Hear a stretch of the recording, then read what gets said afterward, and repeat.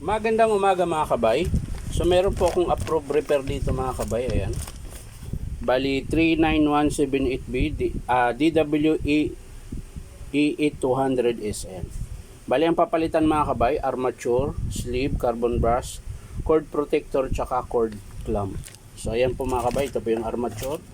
Yan po yung sleeve, tsaka cord protector, tapos carbon brush. Ito po yung unit mga kabay, dito po natin ikakabit.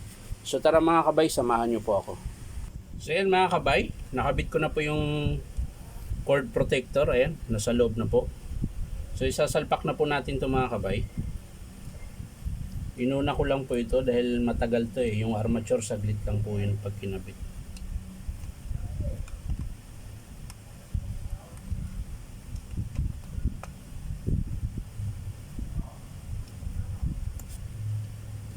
Ayan. So kulang konti. Bawasan lang natin konti yung cord mga kabay. At kinapos. Ayan. Para siya umabot dinay. Ayan. Tapos kakabit natin yung cord clamp. Walang screw. Maghanap pa tayo mga kabay. So ayan mga kabay, nakahanap tayo ng screw. Ayan. So susunod mga kabay yung armature. Ayan.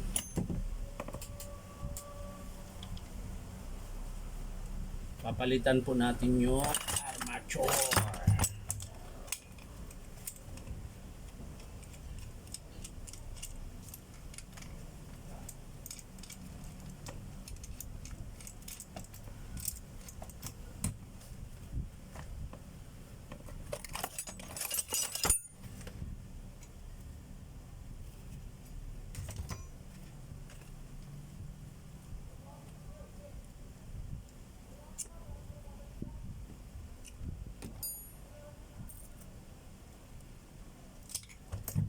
Ito po yung papalit natin mga kabay. Bagong armature. Ayan, may kasama na rin po siyang sleeve, bearing. So kakabit na lang natin mga kabay.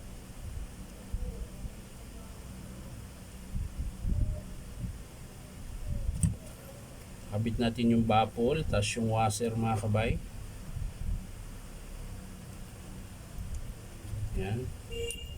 Tapos balik natin yung pinion. Tapos yung nut mga kabay. Ayan. Tapos ipitan natin ulit. Ipit sa tamang-tama lang na ipit mga kabay, na huwag mapipi yung bakal. Uy, kalimutan yung bearing.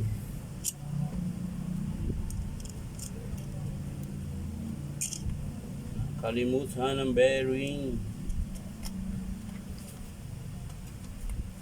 So mga kabay, ipitan na po natin. Ayan. So yun na mga kabay. Sasalpak na natin to dito. Tanggalin lang natin yung lumang carbon mga kabay. So wala naman palag yung field coil yung mga kabay. So sasalpak na natin. Tapos yung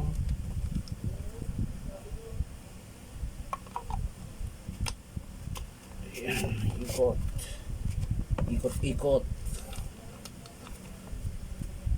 screw.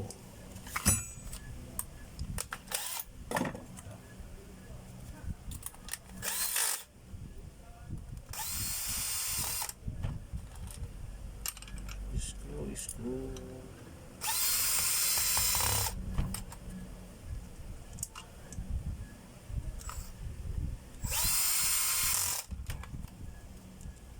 Sa mga gustong magpa-repair mga kabay, punta lang po kayo dito sa 530 T. Alonso, Santa Cruz, Manila. Ayan. Hanapin nyo lang po yung Powerman Hardware.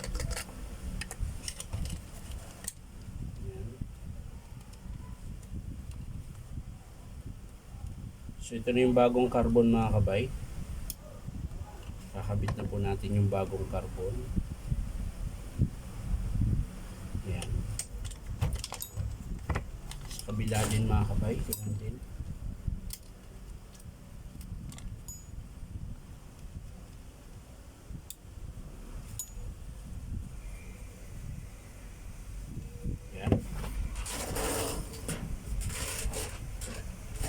bago natin isara mga kabay, titesting muna natin. So yan po na mga kabay, nakasaksak na po siya. So titesting po natin.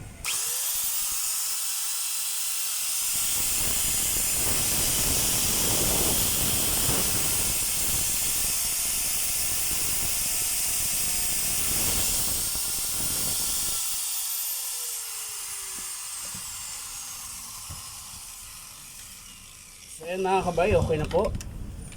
Ayos na po yung pinalitan natin ng armature, carbon brush, tsaka cord clamp. Yan, tapos i-screw na natin yung takip niya mga kabay.